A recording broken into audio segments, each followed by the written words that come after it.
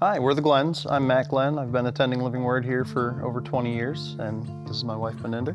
And this is Connor. This is Connor. He's just about 10 months old and doing well. We both always knew we wanted to be parents, and we started trying for a family. And it took about 2 years trying, and we finally were pregnant. And sadly, that was that actually ended up ending in a miscarriage.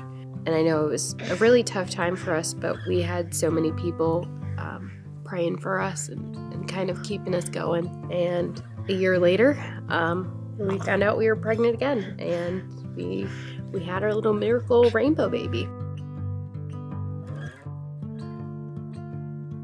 That's when we got the news that Connor suffered from tetralogy of Fallot. The doctor explained to me basically there's a hole between two of the chambers, and so deoxygenated blood gets mixed in with his oxygenated blood. So when he was born, there was the potential that he would have low oxygen. But at the moment, they had told us, we should be prepared for surgery. From there, it was just, I know I felt just lost. After WellSpan gave us the heads up, we went and had him checked out at Children's Hospital of Philadelphia, and they were able to determine that the hole in his heart was small enough that he probably would be just fine, and gave us the go-ahead to deliver at York. So we did. Connor was born Christmas morning.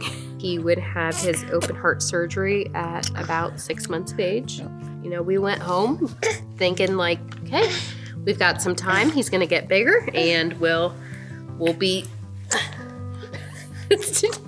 we'll be good until then. Then, of course, come February, we had a day where he just seemed off.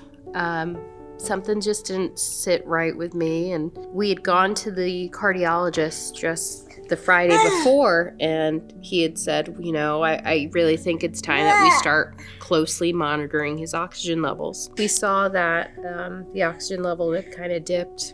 We had to rush up to the ER. As soon as we got there, probably within 5 minutes. Basically, I dropped off Maninder and Connor at the emergency room entrance and went and parked the car. As I walked in, they were taking us back to a room. And Connor had turned completely blue. His oxygen levels had fallen to 40%. At that point, there was probably 13 different people that swarmed around him.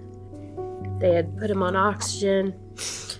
I guess obviously being the mom, I kind of tried to jump in, and I was just asking, what can I do? And they said the best thing I could do is keep him calm. Which is hard because, I had to stay calm. And I looked over at Matt, and he was standing in the corner just praying over the whole situation. And they were able to stabilize him. They were going to have Connor airlifted to Philly. He would be going in for emergency surgery.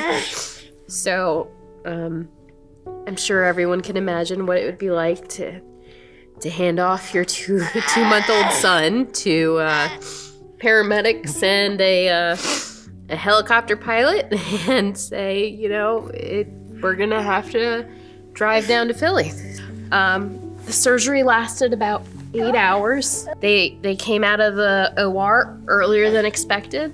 They told us everything went just great. After a couple of days, they were giving us updates of how he was doing, and he wound up leaving on the third day, which they said is unheard of. I said, do you just tell everyone that? Or they're like, no, really, it's amazing that he's recovered this quickly. So he's a strong little guy.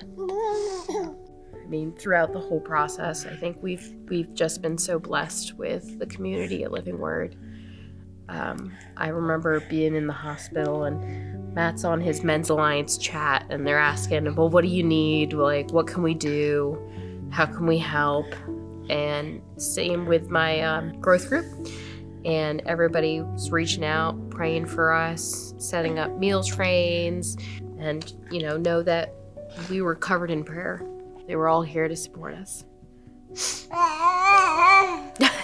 Yeah. Yeah. Make a joyful noise. Yeah. Yeah. I know for me, I struggle with giving up control and wanting to feel like I can fix things. And by giving this Connor, it was just eye-opening that God was like, see, this is all under my control. And everything's going to be okay. Can you clap? Say yay. Yay! Good job, buddy. Good job. Good job.